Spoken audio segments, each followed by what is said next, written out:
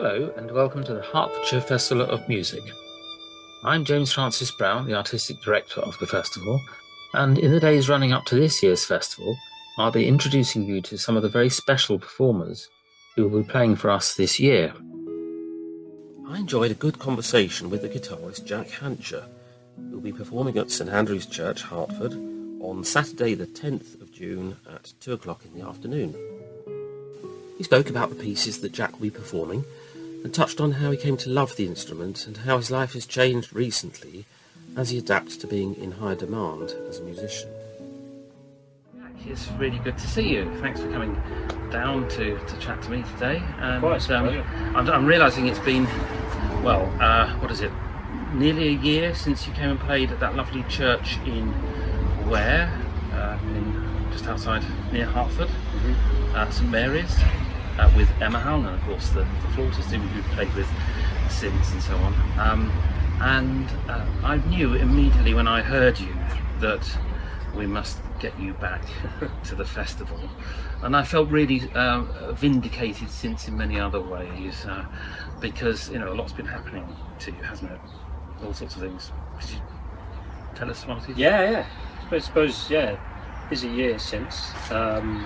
So I suppose the main thing that kicked it all off was roughly about a month after I performed here with Emma. I was in the final of the Royal Overseas League, the gold medal final at Wimborne Hall, and actually managed to win it.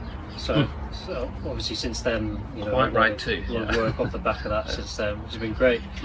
And a lot of it more music festivals as opposed to just specifically guitar festivals, which is great for me because I've played at guitar festivals before and for a while, but it's nice to actually reach sort of a bit of a broader audience and play to other musicians beyond just guitarists, which is really nice. And it's sort of opened up more opportunities for collaborations, with people like Emma, for example.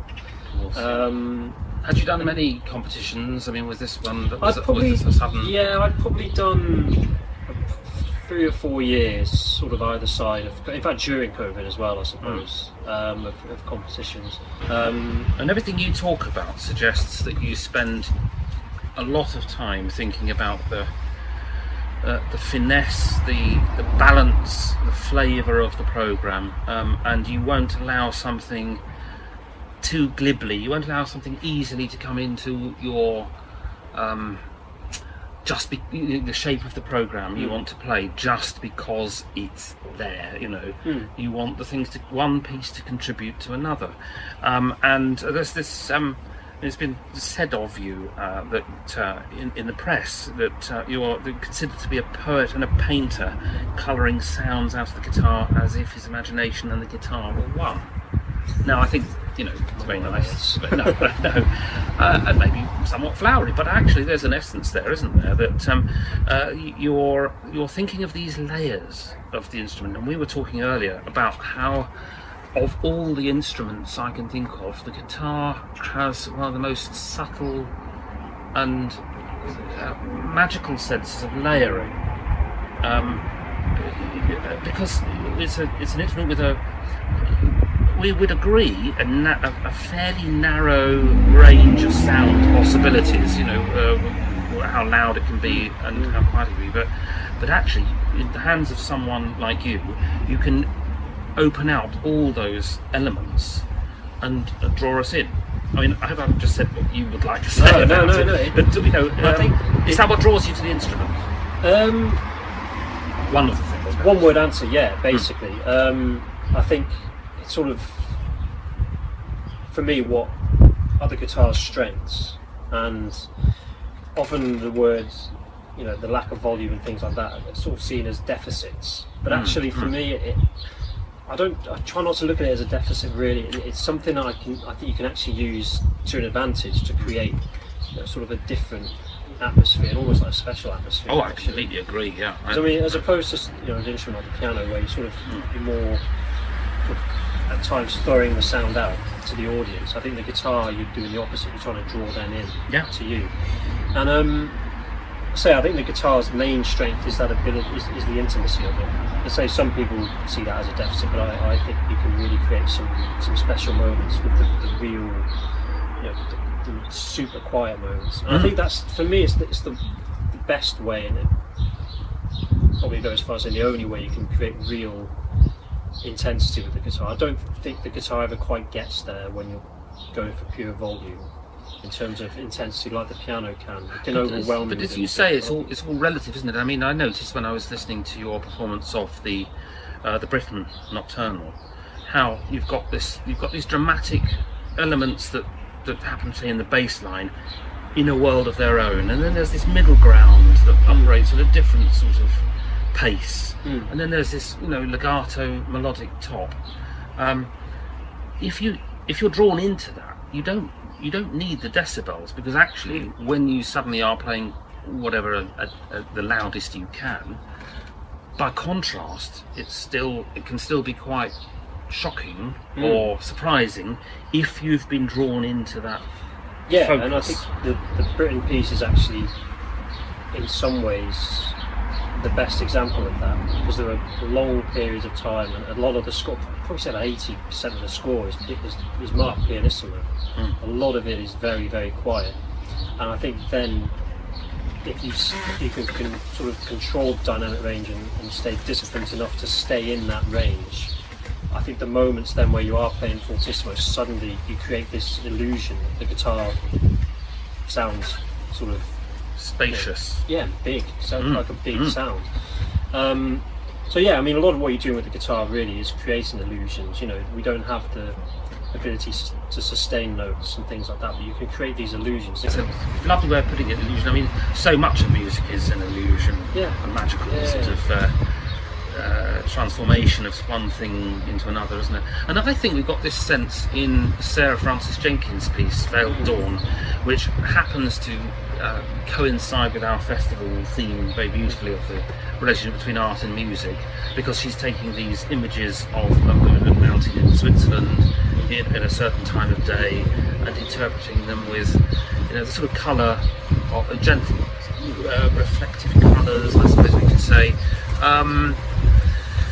and in a similar-ish way, I think, to the Britain, in that there's a lot of space around the ideas. It's not driven by a constant motion and so on, and you're drawn into a relatively quiet realm, aren't you? Yeah, and you say it's a very atmospheric piece. It's certainly the most spacious piece in the programme, which is sort of the reason I put it right in the middle. In the middle, like a sort of island. Yeah, exactly. As you say, I think reflective is a good word for it as well. And it's really interesting how she's written, because there's a lot of sections or sort of fragments which repeat, but they're just ever so slightly changed, put in a slightly different context. You like glancing off a familiar object. Well, yeah, and it's sort of that just again opens up all these different ideas of different sounds and the colours we can use on the guitar, and like sometimes playing a certain chord with the flesh of the thumb rather than the nail and this sort of thing, and like I think that for me is what she's getting at, is that it's the sort of same material but you're just looking at it from a slightly different angle, and I think you can really bring that to life with the guitar, as I say, just by playing a different part of the strings a bit close to the bridge or a bit like the fret chords. And you can, as I say, it's sort of just that slightly different angle on the same picture, I suppose, which is pretty much what the piece is about. So I mean, it fits the guitar and how I like to play, I think, really well. Well, I mean, it'll be lovely to have Sarah at the performance as well, hearing you play it, and it's for her. I'm sure it will be. I can't think it wouldn't be. But there we are. That's one of the risks, of course, of all creativity, isn't it? Yeah. That, you never know quite what's going to hit and what isn't, what's going to come across, and so on. Just to sort of change, I suppose, time a little bit, time zone.